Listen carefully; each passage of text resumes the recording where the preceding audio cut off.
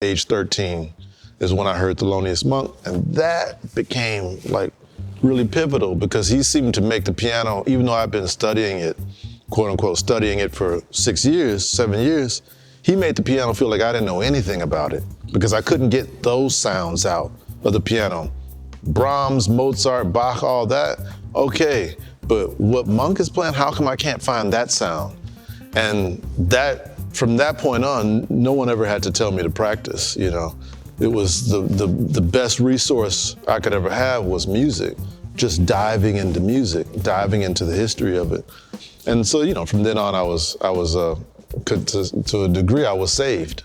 You know? I would add to that. At listening to you talk, I remember that feeling too, as a kid, where, you know, you take a class, math or something, and you'd have a problem, you could solve the problem and get the correct answer, but it was through music that there was never a correct answer. You could just keep pushing yourself constantly, and it was a platform for a type of self-discovery that other subjects didn't provide for me. So like you, no one ever had to tell me to practice. It was all day as much as I possibly could. Yeah.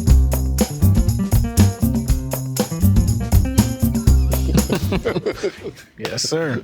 What's up, King? Amen. All right. And here we are. My name is Junius Williams. I'm your host on Everything's Political podcast.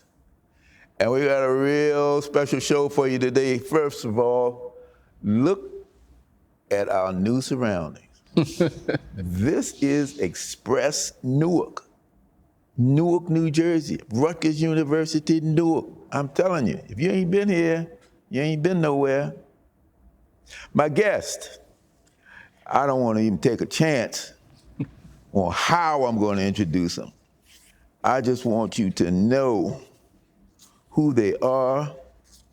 And so I wrote some things down. It's pulling hen's teeth about these guys because they kind of modest.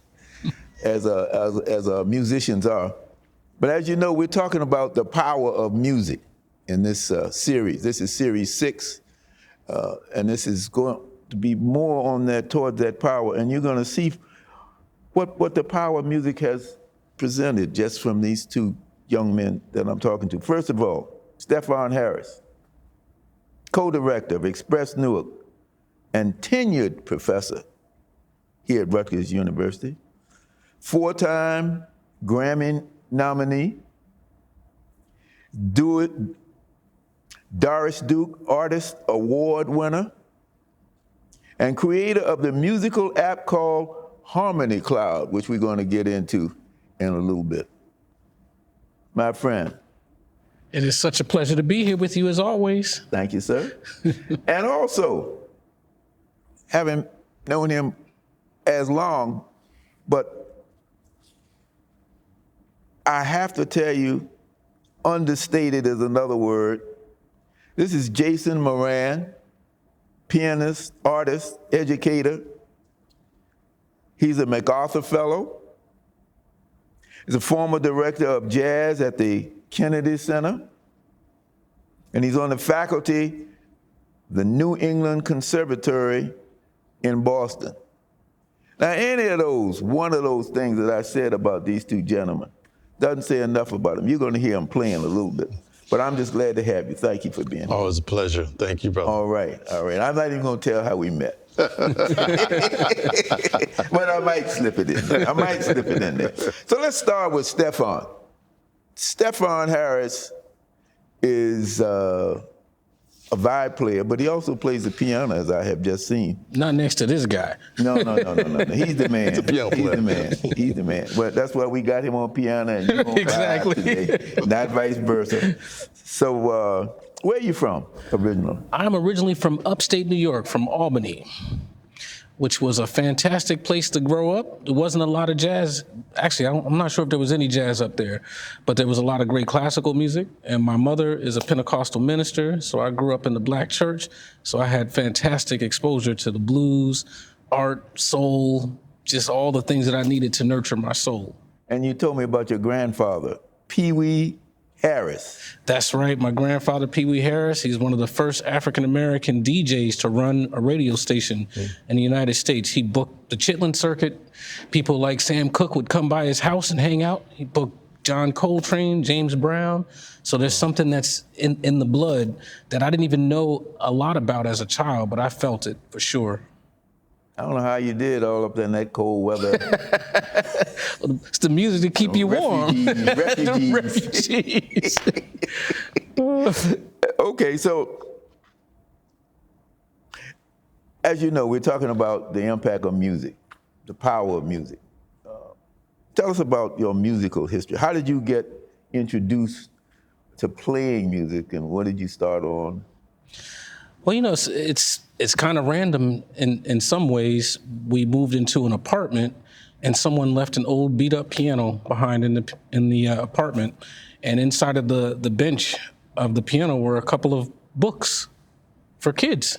And I was about 6 years old, and I would take the books out, and I saw there was a little arrow pointing to the white note at the bottom of the two black ones, and it said it was C. And I just kept picking at it and picking, and I ended up teaching myself how to read music, and I started with piano, no lessons or anything. But by the time I went to elementary school, I could already read music, so I ended up playing piano for the citywide chorus. And then because I could read music, the teachers just kept giving me instruments. So I played the clarinet, I played the sousaphone, the trombone and marching band. I played the string bass and orchestra. So I played basically all the band instruments. I think I played like 25 instruments by the time I graduated high school. So my love of music was in me. I just couldn't get enough of it, for sure. How did that make your mother feel? Drive her crazy with all that music in the house. Yeah. No, I mean, I think she was always proud of me. But once I did try to learn a little bit about jazz, that religious thing did kick in, the thing about the blues and jazz and not necessarily being religious music. So there was a little bit of a conflict there. But I think her love and support of me always came through, and she always encouraged me to keep dreaming big. And what's your backstory, Jason? I went to a magnet school, elementary school, where everybody had to play an instrument. And where was it? It's in Houston, Texas, and it was called McGregor Elementary, and that meant you had a lot of unhappy people playing instruments. Required, right? Man, fuck this trumpet. No. I'm joking. But I would play violin. It was the first instrument. And then my mother put my brothers and I in lessons, Suzuki lessons. And it was okay to practice a thing. I think maybe that I felt my mother and father really wanted us to think about what the effect of practicing something. And you should do it daily, and we had to grade ourselves on how well we did in our practicing. Like we had to good, excellent, or mediocre. Like we really had to grade ourselves on this chart that my mother made. And so it kind of made practicing a bit of a chore. I didn't like it at all. And up until age 13 is when I heard Thelonious Monk, and that became like really pivotal, because he seemed to make the piano, even though I've been studying it, quote unquote, studying it for 7 years, he made the piano feel like I didn't know anything about it, because I couldn't get those sounds out of the piano. Brahms, Mozart, Bach, all that, okay, but what Monk is playing, how come I can't find that sound? And from that point on, no one ever had to tell me to practice, It was the best resource I could ever have was music, just diving into music, diving into the history of it. And so, from then on, I was to a degree, I was saved. I would add to that. Listening to you talk, I remember that feeling too, as a kid, where you take a class, math or something, you'd have a problem, you could solve the problem and get the correct answer, but it was through music that there was never a correct answer. You could just keep pushing yourself constantly, and it was a platform for a type of self-discovery that other subjects didn't provide for me. So like you, no one ever had to tell me to practice. It was all day, as much as I possibly could. Yeah. And what did just the act of practice, how did that add to your life going forward? Well, you do get better. if you practice, Right. you know, but you'll never be perfect, you know? And so it's kind of like a goal you'll never meet, but you can get closer to it. The thing that I think most of us practice is actually when we then meet each other in the rehearsal together with the thing we practiced on our own. What does it sound like when it all comes together? And maybe that's the most important part about being kind of in solitary when you practice, is when you become a community, you better have your thing that you're ready to say, right? You got to have that. Like, don't be like, don't stumble now. Like, and because this music is a community music, it relies on community, it takes community. The health of it is dependent on the community that listens to it, you know? That then you know you're a citizen, really. But the more you practice and start to understand, like, maybe the things you want to improve on, you're able to say that to yourself, you know, and then you work on that, then that becomes a life skill, you know. It goes definitely far beyond music. Yeah, and there's a balance too, or there's a distinction, I should say. Some people go into a practice room and they play, which is not the same as practicing. So I think as a child, I just loved playing and just making music as much as I could. It actually wasn't until I started wrestling that I discovered the value of practicing. So wrestling is a one-to-one sport. I was a captain of the wrestling team, right? So I loved wrestling, but that's you and your opponent out there. And so you get your butt kicked a couple of times, it's no one else's fault. This comes a question: what are you going to do about it? Are you going to run that extra mile? Are you going to do those extra push-ups? You're going to spend a little bit more time in the gym. So once I started to become an athlete, I started to recognize the value of just doing the work. It's not like you're wrestling by yourself when you're practicing. You are putting in the work necessary to build the skills so that you can react when you're trying to create with other people. So it was really participating in sports that I think really helped me learn how to practice and focus as a musician. And to this day, I would say I'm a pretty disciplined person, and I've learned the process of practicing is really meditative for me at this point. It's not work. I love it because there's a vision. I know where I'm trying to go, and every day that I practice, I recognize that I'm one step closer, and I couldn't be more grateful for that. So it's not a labor at all. And of course, that's with music, not with wrestling. No, I gave up the wrestling. My 16-year-old could kick my butt now, so I'm gonna leave that alone. I know that feeling. I mean, how is it for you, like, for practicing law? Like, where's the practice for you? Well, it started with the music. Because my father told me, if you want to go out and play basketball, football, or baseball, depending upon the season, those were the three sports that you played in Richmond, Virginia at that time. Tennis came later. But he said, if you want to go out, you got to practice for 30 minutes a day. My brother and I, we wrestled with that, and we sat in and we did it, and we got better at it. And sometimes we just kept practicing until it was too dark and you couldn't go out and play, but you didn't miss it because you were getting better. So the same thing with law. If you put your mind to it, you go out and read that extra case. You go out and find that extra case. You talk to somebody who's been doing it for a while. And then you begin to see that some things you didn't learn in law school, you learned the law in law school, but you learn how to, quote unquote, practice law by doing that extra mile. And so it was the discipline. It was the discipline that I brought with me. I brought with me on that. And that came definitely from music. The instrument that I played the most was E-flat alto saxophone. Went to the All-State Band, but I also played something else. So then I started practicing that. So by that time, the day was over, because I was enjoying playing music. But at one point, you guys realized that you were super good. When did that happen? When did you decide that music was going to be what you were going to dedicate your life to? Wow. Well, it's funny. I think of music as it's something I was exposed to early on, but I feel like it was a pathway to unlock other types of potentials that lived within me. So it was clear because when I first started taking private lessons, I think I was in 7th grade, and a year later, I won a concerto competition with an orchestra. So I learned really, really quickly. I ended up doing a European tour, but I got a chance to study with a real genius named Richard Al Bagley. So I knew that I had some talent, especially for classical music, ended up getting scholarships, full scholarships to all the schools I applied for. But again, I think all of that was just what I was exposed to. Now, as the decades went on, I started to realize that there were so many incredible, valuable lessons about manhood, right? About how to be a kind human being, how to be in community with others. These messages are embedded in the DNA of the art form itself. So as I started to learn more about the music, I became increasingly more concerned about my relationship to others and how I empowered others or didn't. So for me these days, I love music. I still play music, but it's not. I wouldn't define myself only as a musician at this point. Mm-hmm.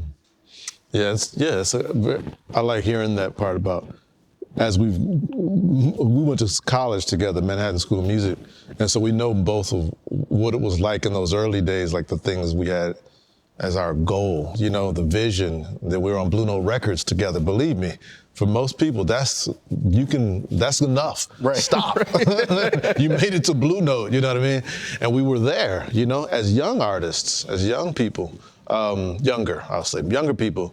But I think, like in Houston, I think the thing was, I always thought, the distinction was like, could you make a living from it? And I was unsure about how an artist has a lifestyle.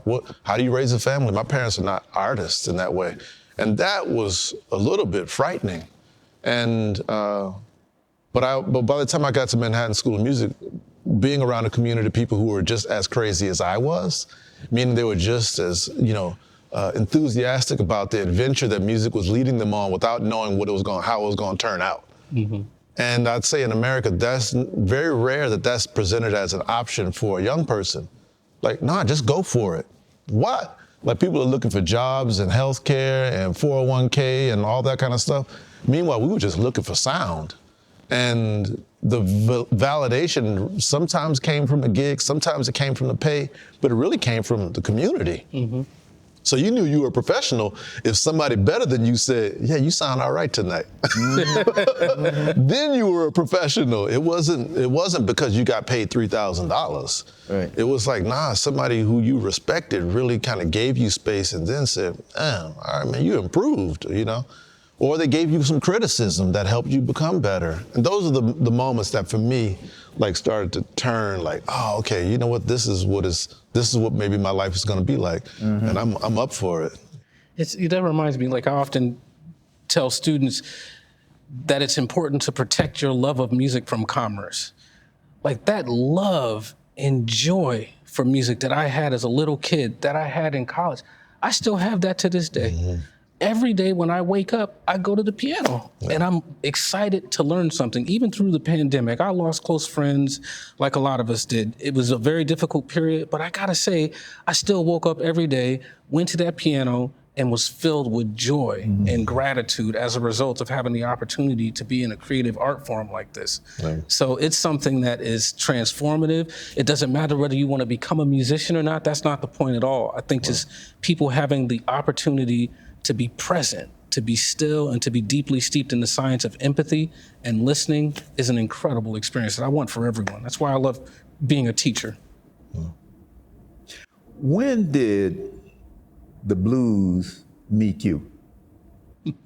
It met me pretty clearly. My father's cousin is named Tony Lorenz, and they lived in Chicago, so they had a Louisiana crew that went up to Chicago, and he and his brother played in Albert King's band. And when Albert King would come to Houston, they'd come by the house, drink all the vodka in the freezer, and then go to the piano and play some shit. And often when he sat down at the piano, I was like, yo, Tony, when he sits at the piano, he's having fun. Like, he is like in it. And I was like, why don't I feel like that? It was something I was aspiring towards. And that's when I met the blues. It was like, okay, so he plays with who? Albert King. And then you start listening to Albert King. And I was like, oh, okay, so this is what this sounds like. This is the sound, this is the kind of music all my family likes. They might like jazz too, but I wasn't listening to jazz yet. And so the blues kind of came, the blues was in the family. And these musicians in my family who lived in Chicago, to me, they were the ones who were making the living playing the music, you know, and they were traveling and they had crazy stories and they were fun people. And I thought, yo, he's my idol. I want to be like Tony. So in my life, that's when the blues arrived. It was like via Tony Lorenz and his brother Mike Lorenz, and them playing with Albert King on the road. Some of the people who are watching or listening to this may not know even what the blues is these days. So could you just give us a little illustration? I'm gonna try. This is rough, yo, because you really should just go play a John Lee Hooker record. Right. Just saying. Blues by Jason Moran. I'm gonna play an old John. And illustration. I want you to take us through those chords first. No, yeah. Okay, so I'll mark it out. Mark it, yeah. That's I'll mark what I want it in a want you way to mark those chords. That is only a version, you know, and maybe it'll sound kind of familiar.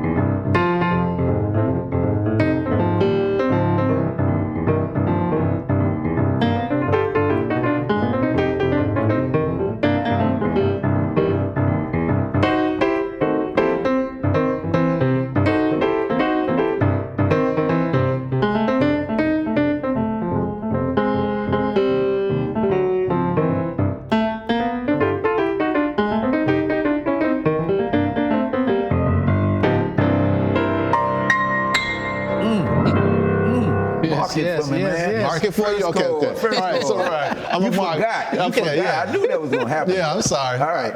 Apologies. That's all right.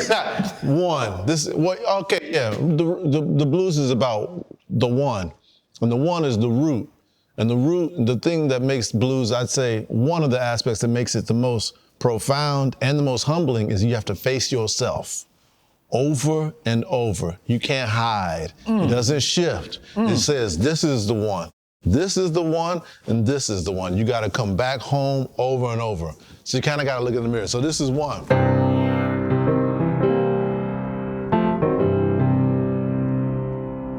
I can go to the 4.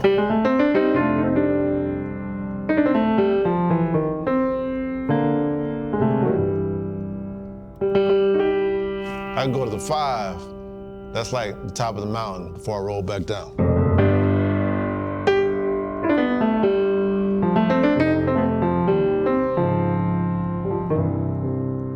Now I'm back home, right? It's only home. I mean, you have to circle around home. And because of the form that I just played this, maybe it's a 12-bar form, you always are coming back home. And you never act like home don't exist. And that's what makes it, it's what makes it not taught in conservatories. And it makes it the most challenging to play because you have to face yourself. And it's why those musicians who we mentioned earlier, like Albert King or Big Mama Thornton, any of them people, they know how to talk about home and they tell you about yours too.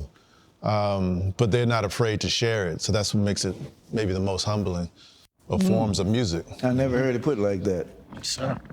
So tell us about your blues, your first blues introduction. So my first interaction with the blues would have been in church because my mom's a Pentecostal minister. So my first impression of the function and the value of the blues was watching someone stand up to testify. Yeah. Just to say, maybe she said, listen, my brother's not doing well. 1 week, right? Come back a week later, I just want to let you know he's all right. Bam, and a chord would just come in out of nowhere. Nobody knows what the key is. And then Sister Johnson would just keep telling that story. And he's all right because of God. And all of a sudden she would start to use pitch and the chords would start to change. So I started to realize like, well, the purpose of the blues is really storytelling. It's not so much driven by form. It's about telling a story that is deeply connected to you as an individual, to your experience, and the music is there to amplify the emotional depth of the story. It's not for someone to sit and watch you because you're special at a vibraphone or something like that. It's really your job is to be of service to amplify that story so that all of us can be seen and heard. So my connection to the blues was always about phrasing first. I didn't grow up playing jazz or any music closely related to jazz, but that sense of phrasing, I think, is what made me successful at classical music. Because most of classical music is primarily driven by phrasing, more so than rhythm. So ironically, I think my foundation in the church actually made me a really good classical musician. A lot of people wouldn't make that connection, but that's what helped me. I could always understand and feel the magic in a melody when I was just a kid. Now, can you demonstrate that church story on the vibraphone? I'll see what I can do. See what you can do, man. I'm gonna pick up on what Jason said. All right. We're all on the same page here, that's for sure. So Jason was talking about how you have to start from home. So for me, when I think about the church, it's almost like when someone was speaking, they weren't thinking about rhythm. It's as if you could just take what it is that you're saying and you could turn it into melody. You could say something like this. Anything that I say, boo-da-la-da-da-da, I can turn into music. Ba-do-da, boo-do-da-da. But I'm gonna start home and I can walk away from home, but I gotta go back home. I could walk a little further.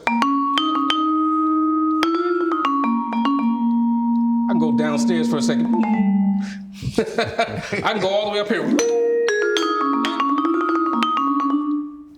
But the whole time I'm just saying, ha da ha do ah ya, hu do do do do da da la.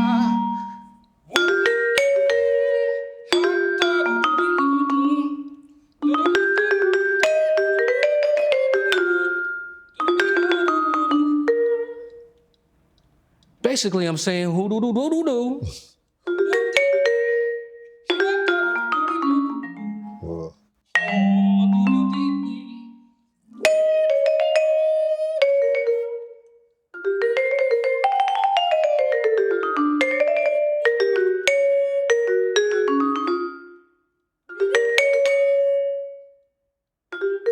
That's that call and response.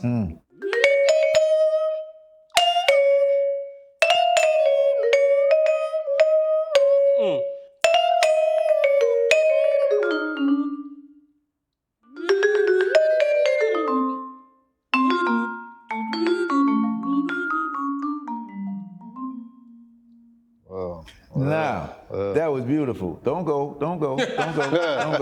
'Cause while you up there. Now, both of you talked in terms of just those 4 chords. The first chord, give me a first chord. No, just the first note.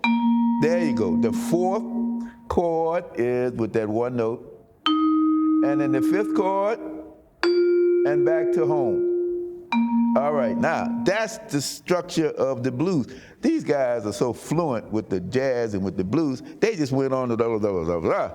And that's what you gotta understand. You can't just stay in one place, and that's what the jazz musician did. They flexed, right? I hear that. So tell us about those in-between notes that you were playing. Yeah, so part of what's fascinating with the blues is it's as if you have people who are, you're coming from field hollers, right? You're coming from spirituals, you're coming from moans, but then you're playing these traditional Western instruments. It's almost like we're trying to find ways to play in between the notes. There's all types of things that I have to do here where instead of just going for this note, maybe I want to feel like it's bending up to it. So I have to do tricks like,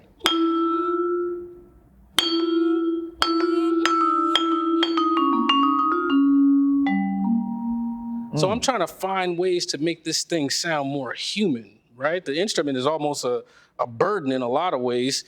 Like I can feel exactly the way I want to play. I can feel exactly what's in my heart.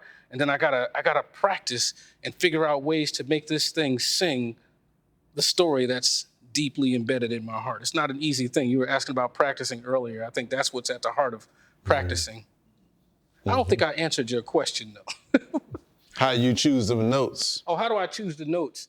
So, all right, so in terms of jazz, so if you think about these 3 chords you're talking about, If I play the first chord, let's say it has 3 notes in it, right? And then I go to the 4 chord, which is also gonna have 3 notes in it.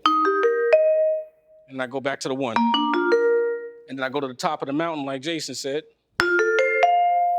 Maybe I go down 1, I go down another 1. I think what happened once you started to have jazz, you started to have more embellishments. So instead of doing something like, maybe I'll go, I went above the note and walk back down to it. Maybe I go above it, and then I'll go below it and walk back to it. So I'm trying to get to this note, but I'll go.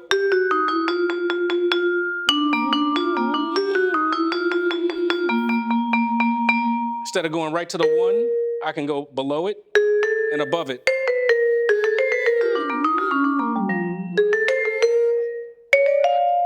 Right, so I think jazz, we just started to add some slipping and sliding to it. And I also think that a big distinction between jazz and early blues is really centered on the individual and their story that they're sharing, whereas jazz is really happening in real time in community. So most of what I know I spend most of my time doing is I spend most of my time working on my ear so that I'm in a position to react to what's happening around me. So while my story is important, where my story sits in relationship to everyone else on the bandstand is equally important. So those are some subtle distinctions, I think, between blues and jazz. Now you see why these guys are such great teachers as well.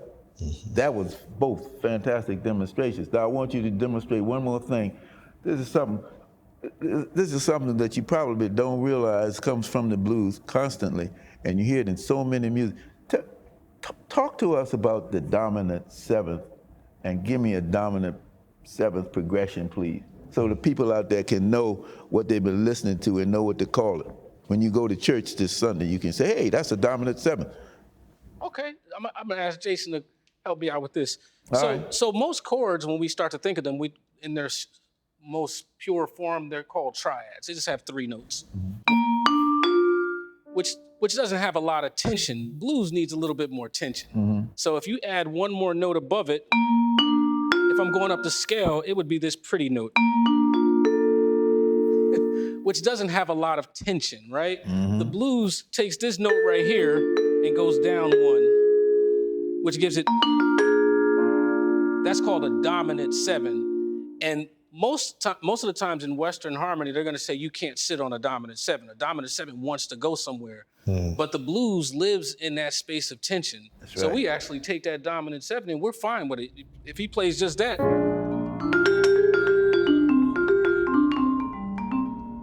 that didn't need to go anywhere.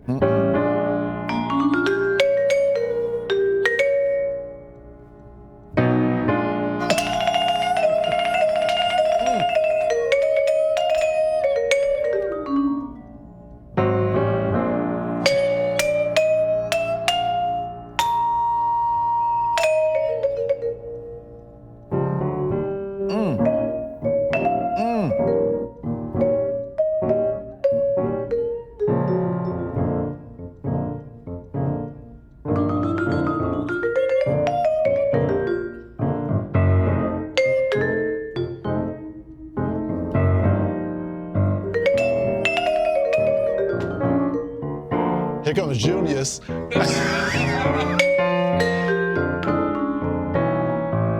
on, get some.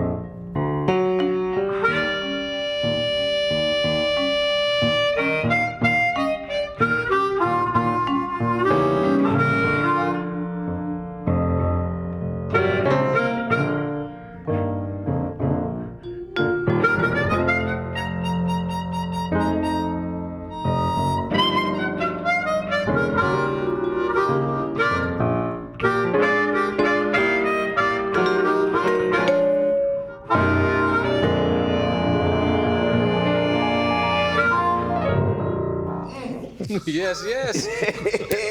Sound like the blues to me. That's the blues. Well, I would love to just keep on playing with you guys.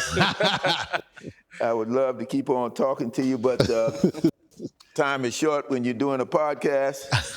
You got to go see these guys. Anytime you hear that Jason Moran is in town, or anytime you see that Stefon Harris is in town or anywhere near, or go by their records, like somebody suggested. But I want to just talk to one thing that we didn't get on, that Stefon has taken it another step further. That's the academic in him. He's been working for a long time on an app. So if you want to go and learn how to play this music, tell us about your app. What's it called and what are you doing with it? Well, the app is called Harmony Cloud. And part of the aspiration, part of my big dream is really about finding a way to empower others. I've been examining for quite a while what it means to be an artist. I think sometimes people may want me to be on stage and view me as an artist on the stage, but I've accepted the idea that artistry can live in the space of being of service to other people. So I have a passion for playing, but I have a deep, deep passion for solving problems so that I can help other people. Mm-hmm. So years ago, I was doing an ear training class where you're teaching people to hear the difference between chords. And some of my students were so excited, and they would say, oh, every time we come to class, we get better. How do we practice this on our own? And I would say, well, you know, we're a community. You have to get together with one another in a practice room and test each other. And I just felt like that wasn't a good enough answer. And I started to explore the idea of what if I could sort of download what's in my head, the way that I'm playing chords, the way that I'm improvising. Can I teach software to actually be able to improvise chords so that people can challenge themselves on their own? Mm. So many, many years later, I just released this app a month ago. Mm. It has over 700 chords in it, all the 13s and sharp 9s, probably 95% of the chords in Western harmony. This algorithm can actually improvise. So now someone can actually be at home alone and actually practice vulnerability, right? If you're playing by yourself, you know everything that you're playing, but all of a sudden there's this other entity that's in the room that can throw you surprises, that you can feel confident practicing with. Right now, when you come on the bandstand, no matter what's happening, you've already gotten used to the space of saying, look, I don't know what's going to happen, and that's a good thing, but I'm ready to take the blessings that other people are offering me and see what I can do with it, what I can do to actually contribute. So that was kind of the motivation behind Harmony Cloud. But I would tell you, even from the bigger picture, part of what I felt in academia was this idea of, like, it's like they let the music into the academy, but they didn't let the people in. You understand? It was like he's looking at all these scales and chords from a Western music perspective, but all of this stuff about the feeling of the blues and testifying, none of that was really taught. And so part of my ambition as an educator is to figure out a way to make sure that a lot of those core cultural values are included in the process of sharing this music with others. So for me, growing up in the church, watching people stand up and testify and watch musicians who could just come in at any moment and be of service, it was very clear to me you had to work on your ear. So part of what motivates me is to make sure that that core cultural value of empathy, of listening, of humility, and being focused on the empowerment of others is included in what we're teaching young people moving forward. It's incredible. Stefon Harris, my brother Jason Moran, and I'm Junius Williams. This has been a great, great service, as you said, toward the understanding of how music can empower you to be somebody, but also to move mountains. Move mountains, because that's what this music has done. As we go further and further into this series, we're going to see some more examples of that. So I want to thank you all, and if you don't do anything else, do one thing. Be political. Go somewhere and just be political. one more thing. If you got some time, listen, go buy this app. Don't think you don't know what you can do with it, because until you're going to get it, I'm going to get it. I'm going to get it.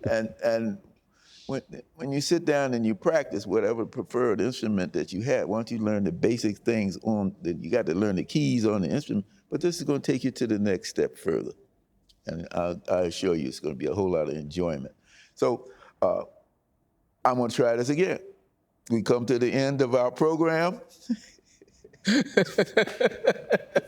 you, guys. That's the tag, the coda, Tag right? in. That's the coda, right? Yes, sir. Much All respect, right. brother. Yes, sir. Yes, Such sir. a pleasure. Such a pleasure. Such a Yes, pleasure. sir. Everything's Political Podcast is sponsored by the Center for Education and Juvenile Justice and supported by the Terrell Foundation, PSEG Foundation, and the Robert Wood Johnson Foundation, and listeners like you. It is produced by me, Junius Williams, and Dream Play Media. Everything's Political Podcast is recorded in Newark, New Jersey. And our theme music is by Anthony Ant Jackson. Check out earlier episodes and subscribe to us on YouTube, Apple Podcasts, Spotify, or wherever you get your podcasts. Follow us on Facebook and Instagram. See you next time, and remember, stay political.